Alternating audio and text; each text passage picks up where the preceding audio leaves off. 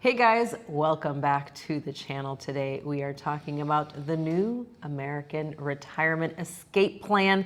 We launched this several years ago, about 8 years ago. We've been traveling the world full time for about 8 years now. We are Rob and Allie, and we have been doing this in a couple different ways, and people ask us all the time, how do you do this? What are the steps? What does this process even look like? How do we attack this? And so we're going to break it down for you today. We've got all the information for you, and we're going to jump right in and just start off by talking about our budget. Yeah, our budget is $4,000 per month, and that's much less than our budget was in the US. You can really live a lot cheaper when you're on the road traveling than you can back in the United States, and that was surprising to us at first, surprising to a lot of people, but it is true. So we're going to break down exactly how that works and where we save money, where you can save money, and what you need to do to make this work. So the first question that we get a lot when we talk about this is, do I need to get a bunch of visas? Will I need to be doing all this visa work all the time? And the answer is no, you won't need visas. We did this for the first 7 years just on tourist visas, which surprised a lot of people that you can do that. There are so many countries that give you a pretty long stay, like 90 days, and really all you need to do is leave the country and come back in or go to another country and you'll be fine, that you can get away without a long-term visa. And in fact, we do recommend you don't waste your time and money getting a visa until you really explore all the countries for a few years, figure out which one you would actually want to get. Yeah, and there's actually, you can get extensions for some of the visas as well. We actually talk a lot deeper about all of these things in our Retirement Travel Jumpstart course. We go a lot deeper dive on all of this. It's kind of just on the surface to kind of share a little bit about the whole scheme, but we also have a community that comes with the Retirement Travel Jumpstart course, which is going to help a lot with getting this information on the ground, especially when it comes to the visas, because the visa information changes very often in some of these countries. And so it's important to stay on top of the information, because as you're arriving, do you have visa exemption? Do you not have visa exemption? How many days do you have? It helps in the planning process to get information from those who actually have boots on the ground, which are the people in our community who are able to share a little bit about their personal experience in each of these places. Yeah, so we have basically now just gotten our first long-term visa. We got the long-term visa for Thailand this last year, but we had been traveling around the world for 7 years before we did that. So it's totally feasible to do and just wait and get a long-term visa after you've made some decisions about where you want to be and what you want to do. So the second thing that you need to realize when you're taking on this lifestyle is that you need to do very meticulous planning on your order of places that you go. So you don't want to be going from the United States to Italy and then to Australia and then back to Canada, then Mexico, and then back over to France. You don't want to be ping-ponging all over the US. That is going to cost a lot of money in airfare, a lot of time, a lot of wear and tear on your body. You want to do it by region. So we generally, if we go to Asia, we know we're going to be in Asia for 6 months, 8 months, something like that. We go to Europe. You can't stay there quite as long. You can stay for 3 months, and then you can go other countries around Europe. But you just want to do things like, you're going to go to Mexico? Do Colombia. Do Peru. Do Costa Rica. Do all those together so you're not traveling all over the world, because airfare is so inexpensive when you do it that way. In fact, we made a transition from Thailand to Cambodia to Vietnam, and we just flew on Vietnam Airlines a couple weeks ago, and we got business class flights for $105. It included lounge access, priority check-in, a priority bus, all kinds of things, great seats. So it's like you're not spending thousands per flight, you're spending 100 per flight. And you don't need to do that every month even, so it's really not the cost of airfare. People think that adds so much money to this. It really doesn't add much at all. Yeah, I think that's a key one, is as soon as people think airfare, they think hundreds of dollars, because we think in terms of flying within just the United States. But when you're flying And you think, well, if it's a country to a country, it's going to be way more, but it's just not the case. When you get here, you realize, gosh, I could get, I mean, if you want a really bare bones flight somewhere, you can fly between countries from, $60 to $80, sometimes even $40 we've seen. So there's a lot of options as far as that's concerned. Don't let that mentality kind of, deter you from understanding that you can fly to these countries within these countries for very inexpensive. Now, there is a different housing scene within each country, and we're approaching this as Americans, which is most of our audience, and we've lived a middle class lifestyle, upper middle class, and that's kind of what we're looking for when we go to these places. So that's just to give you an idea of the budgets and the type of accommodations that we're talking about here. You do need to decide for each country whether you're going to be staying in hotels or whether you're going to be staying in Airbnbs, and it makes a big difference depending on the country which one you decide to do. So we're going to break them down right here. The best countries that you can go to, the most popular ones, and which one you should be doing, because if you pick the wrong one, you're going to have a subpar experience. So first, let's talk about the countries that you should be using hotels in, and we'll do the Airbnb ones after that. But the first country that you should be doing a hotel in is going to be Japan. And Japan is for that reason that the Airbnbs are very small. The hotels are actually bigger, the rooms, than the Airbnbs. And so it doesn't make a lot of sense to get an Airbnb in Japan. In fact, every time we've done it, the beds have been so small that one of us had to sleep on the floor. Yeah. So you just don't want to do that route. But in Japan, we like to stay at IHG. Sometimes we stay at Hyatt. For each of these countries, we're going to give you a list of just the best deal that you could get, just to give you an idea of what's possible, because people really don't believe you could stay in hotels for a month. We've been in hotels for basically 9 months this year already, and it's been pretty great and inexpensive. But in Japan, we're looking at the Crowne Plaza Hiroshima. It's an IHG hotel. They do have an executive lounge if you have status with them, which you will have based on what we're going to be telling you to do. And it's the cheapest, best deal you can get, 8,750 points per night. Now, I will mention with IHG, you can buy points for 1/2 cent per point. So that means that each night here at this hotel would be about $43, which is, $1,250 a month to stay here and get breakfast, lounge access, dinner for free. It's amazing. We've got the monthly budget at $4,000, but if you were pulling that off, you could easily do this for $3,000 in Japan.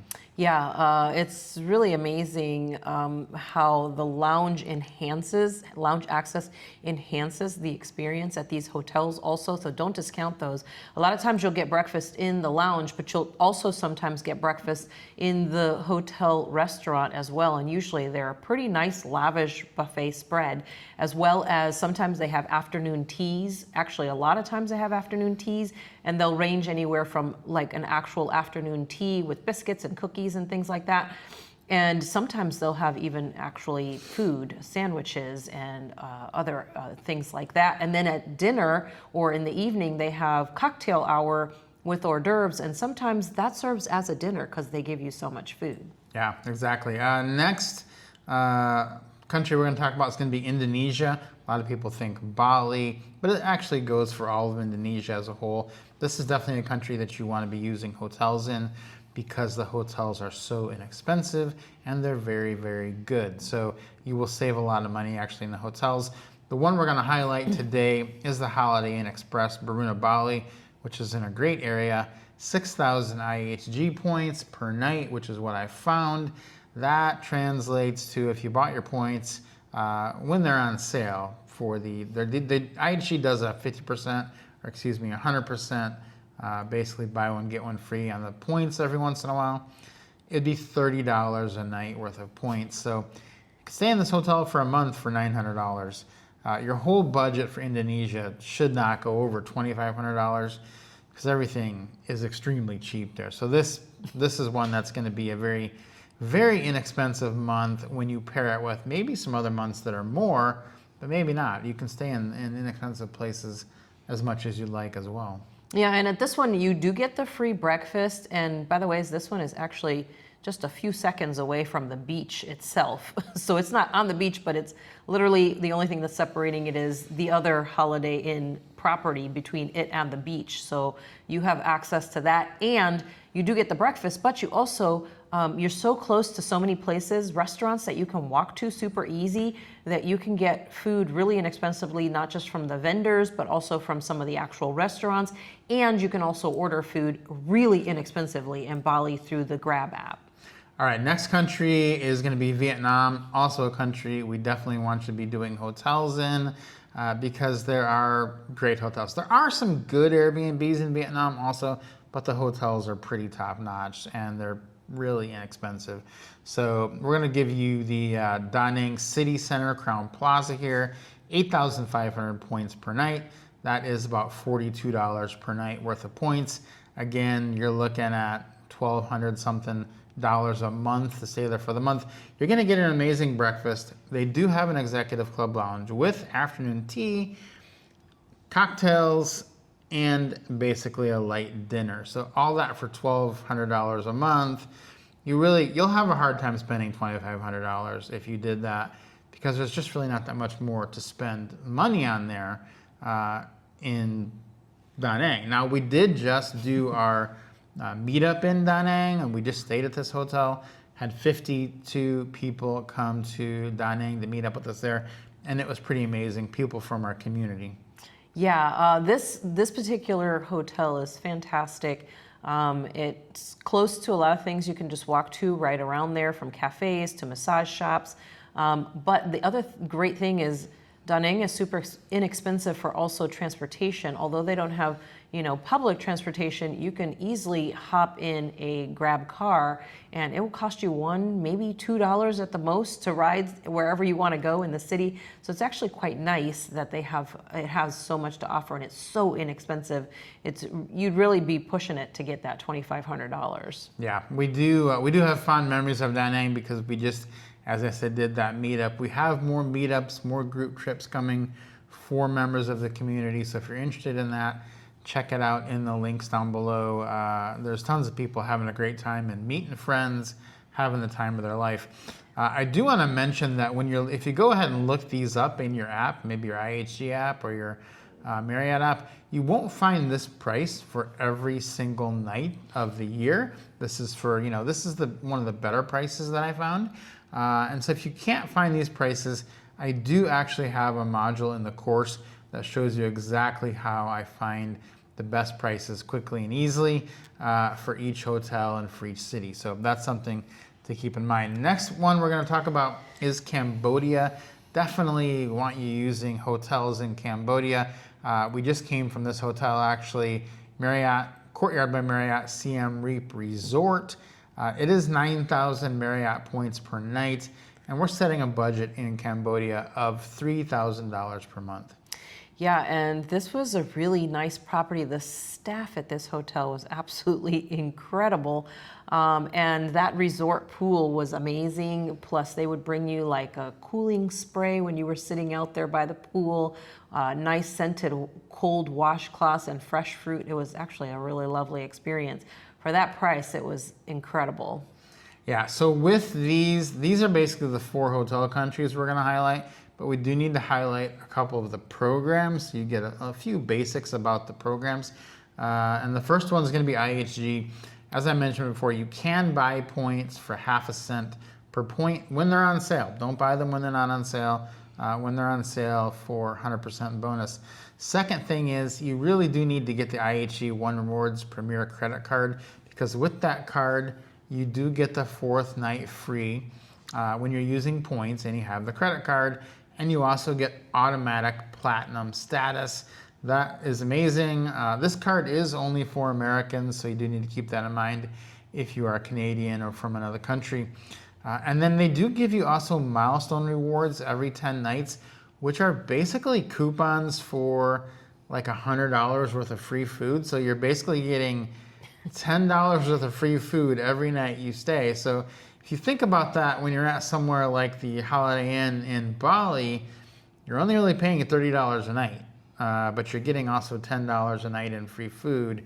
So between the lounges, this really becomes super economical super quickly, and it is a pretty incredible program that IHG has. Yeah, and a lot of people don't take into account the having status at the different hotel chains.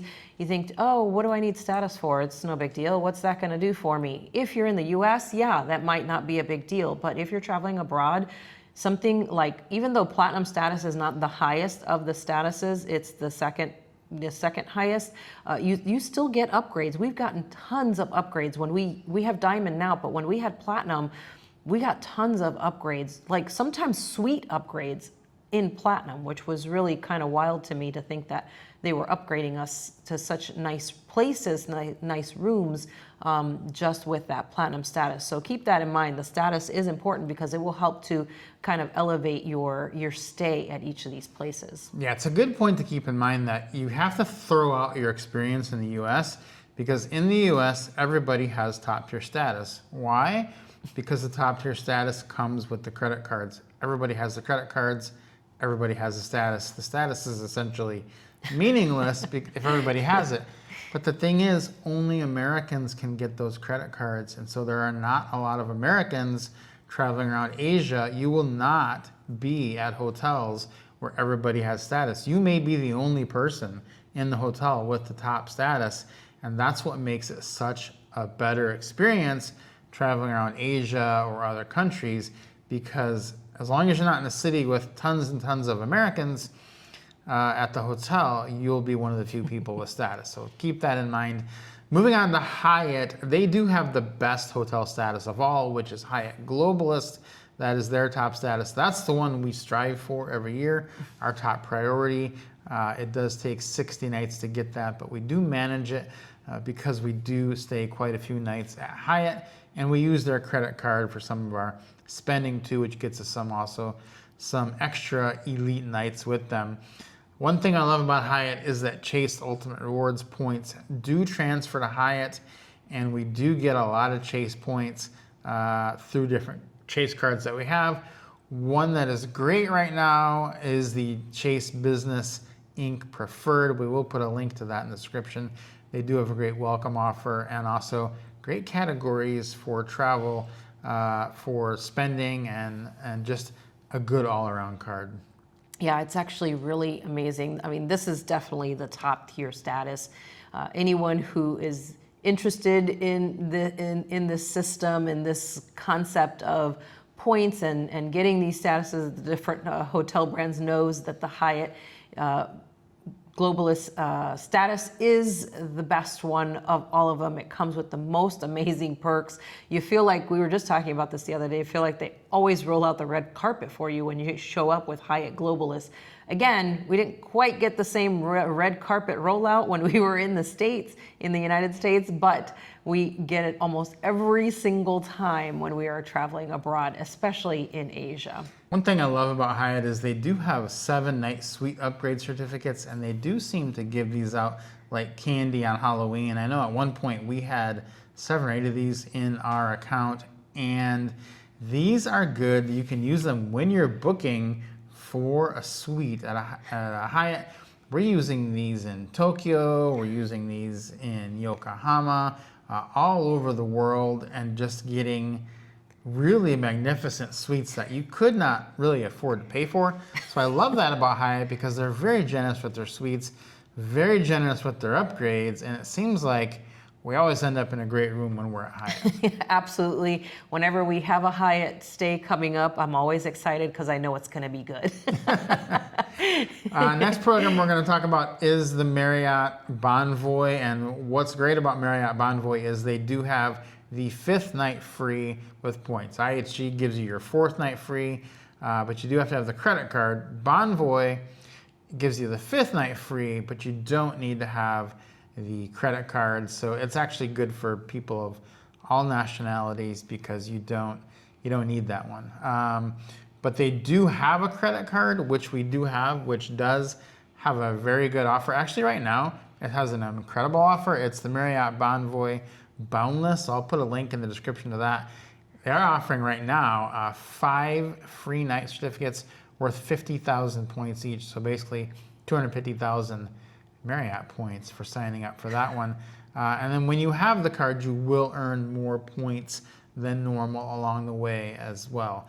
If you're going to be doing this and telling friends about it, Marriott also has the best referral offers on this card. So all in all, it's a pretty good one. And we use Marriott in certain countries because a lot of countries are really partial to one hotel, like Cambodia. We stayed in Marriott's the entire time because we just found them to be the best deal there. Yeah, that's the thing is that's why it's, some people think, well, should I only get just one status? Which is the best one to have? And we said, earlier, Hyatt's status is one of the best. However, Hyatt isn't always the most convenient, as far as locations or abundance of properties. So that's why it's important to kind of have as many of them as you can have and as you can attain, because that way you'll have a variety of options for where you can stay in each location. All right, so the next thing you'll need to work on is getting Priority Pass, which is an amazing program that allows you into lounge access when you're at basically any airport. We've never really had one without it. And this access comes through your credit cards. So you do need to have one credit card that has Priority Pass access. For the most part, people have always used the Chase Sapphire Reserve to get this. That's what we have used as well. Chase just changed their card structure and they raised the fee on it quite heavily. So we are now going to be not using that one anymore. So we've been looking at the alternatives, and it does seem like the Capital One Venture X is going to be the best card for people who are traveling and want Priority Pass, because it is only a $395 annual fee, but $300 of that is basically given back to you in the form of travel credit. So it's really not that big of an expense if you use the lounge as much as we do. Yeah, and boy, do we. It really does make a difference. Again, people don't think about the fact that, you're sitting in airports a lot. What's amazing is being in those lounges. You got someplace, not only do you have someplace more controlled and quiet to sit in, but they usually have food out. They'll usually offer you, depending on obviously the time of the day, breakfast, lunch, dinner. They have beverages. They have nice, clean bathrooms that they stay on top of. So it's really nice to have access to those. It really changes the air, so to speak, of a travel day, because it makes it much more relaxing. You're not so stressed out when you're getting on the planes, and you don't have to worry about spending a bunch of money at the airport for extra food, for extra water, for drinks. You can get those at the lounge, no problem, at no extra charge. Then I also want to talk about Airbnb countries, because there are certain countries, like we did the hotels. Now we're going to go over which countries you would want to be focusing on an Airbnb. The first one is going to be Thailand. Thailand has amazing condos all over the country. I think it's better than just about any country out there. So that is one where we try to stay long-term stays, 30 days or more, in an Airbnb in Thailand. If you're doing a short stay, better to go with a hotel, but a long-term stay is going to be an Airbnb. The other countries are going to be Malaysia, Colombia, Mexico, Italy, and the Philippines. These are all countries where we've had really good success staying in Airbnbs, and the quality of the housing has met with what we were hoping to get, and also the price and the affordability matched up as well. Yeah, I think that's something that's so important to figure out which accommodation you're going to need in each place, and this is key to know which countries are better for hotels and which are better for Airbnbs. Yeah, so this is our basic overview of the game plan for escaping America and your retirement and getting out, being able to travel the world, doing it on a budget. Like we said, $4,000 is our budget. We could easily be under that. If you saw from some of these countries, you could do $2,500 to $3,000 pretty easily. People are even doing less. But this is very doable for most people in retirement. And I know you have questions, so you can leave those in the comments. But also, if you really think this is something you're doing, we do have a link in the description to our community, our Retirement Jumpstart Travel community. And that has tons of people in it who are already out there and who you can become friends with, who you can learn from, who you can ask questions of. And it's just something that we found it's great to do this with other people, meet up with them, and have some people you can just share this lifestyle with. Yeah, guys, hopefully this was helpful for you. You probably have some questions. Leave those for us down in the comment section. If you enjoyed this, give us a like and also consider subscribing to the channel. We'll see you guys next time.